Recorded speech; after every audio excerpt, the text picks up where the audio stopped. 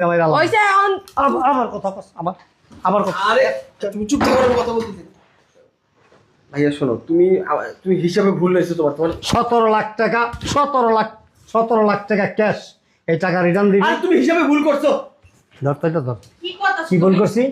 হিসাবে তুমি 7 লাখ টাকা কি ভুল করছি আমি? কি তুমি ভুল অত টাকা দিছো নাকি আমারে?